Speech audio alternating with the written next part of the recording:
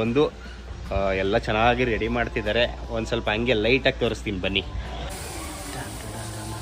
ನೋಡಿ. ಇನ್ನು ಈಗ ಸ್ಟಾರ್ಟ್ ಆಗಿರೋದು ಎಲ್ಲ ಬಲೂನ್ಸ್ ಎಲ್ಲ ಎಲ್ಲ ಇಟ್ಟಿದ್ದಾರೆ. ನನ್ನ ಬೇಬಿ ಫೋಟೋ ನೋಡಿ,